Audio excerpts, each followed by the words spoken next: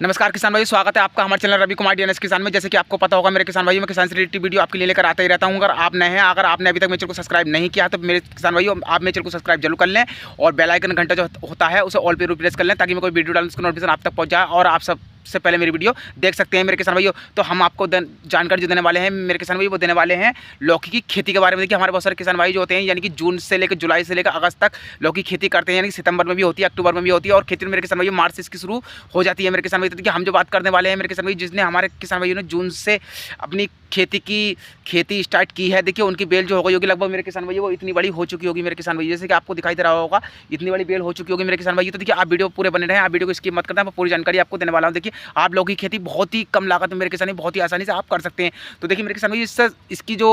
वजह जो होती है हमारे किसान भाई वो ये नहीं पता होता है कि भाई हमें लौकी खेती किस प्रकार से करनी चाहिए। तो इसी की जानकारी इस वाली वीडियो में मेरे किसान भाई मैं आपको देने वाला हूँ मेरे किसान भाई। देखिए पहले सबसे बड़ी बात मैं एक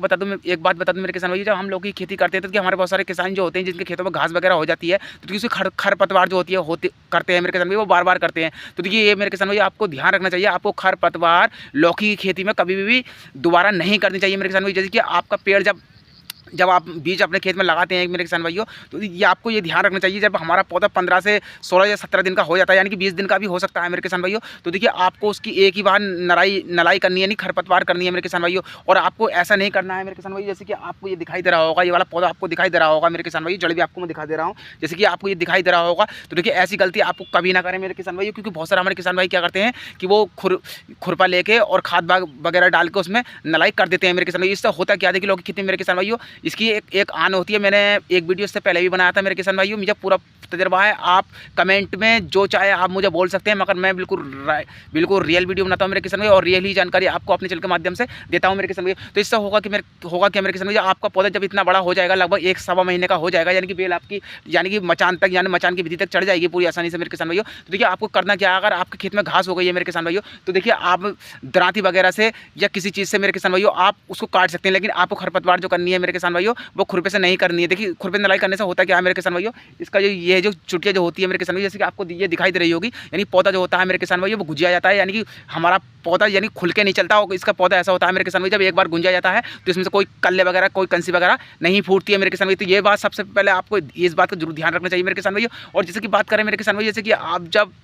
आप लौकी की खेती करते हैं तो कि इसमें हमारे किसान भाइयों को बहुत गलत वीडियो में बताया जाता है कि भाई आप ये वाला स्प्रे कीजिए, आप ये वाला स्प्रे कीजिए। देखिए मेरे किसान भाइयों, अगर आपकी बेल नहीं बढ़ रही है तो देखिए आप नैनो यूरिया का इस्तेमाल आप बहुत ही आसानी से अपनी फसल में कर सकते हैं, या तो इक्को की दवा आती है मेरे किसान भाई सागरी का, आप उसका भी इस्तेमाल कर सकते हैं। और देखिए बहुत सारी आपको दुकान पे ये दवा मिल जाएंगी बेल बढ़ाने के लिए मेरे किसान भाई, लेकिन मैं आपको जो बताऊंगा मेरे किसान भाइयों, आप सागरी का या मीराकुलान का इस्तेमाल आप अपने खेत में लौकी में बहुत ही आसानी से कर सकते हैं। इससे होगा क्या मेरे किसान भाइयों, हमारी बेल जो है गुंजिया के नहीं चलेगी और हमारी बेल भी बहुत ही खुल के चलेगी मेरे किसान भाई। तो जैसे कि हम बात कर लें मेरे किसान भाइयों, बहुत सारे मेरे किसान भाई को बताया जाता है भाई आप शैम्पू लगा दीजिए, आप गुड़ लगा दीजिए, आप अपनी फिटकरी अपने खेत में लगा दीजिए, इससे हमारा लौकी का फल ज़्यादा बनेगा और ज़्यादा हमें माल उत्पादन अपने फसल में देखने के लिए मिल जाता है मेरे किसान भाई। तो देखिए सब गलत बात है मेरे किसान भाई, ऐसा कुछ नहीं होता है। देखिए शैम्पू का इस्तेमाल जो होता है मेरे किसान भाई वो लौकी में यूँ किया जाता है कि जैसे कि हमारी जो बेल यानी कि पेड़ जो होता है लौकी जो होती है मेरे किसान भाई, जैसे कि हमारी चित्ती वगैरह आ जाती है, पीला पड़ जाता है मेरे किसान भाइयों, तो देखिए हमारी जो उससे शाइनिंग आ जाती है और स्टिकर का काम हमारे किसान भाइयों हमारे खेत में बहुत ही आसानी से शैम्पू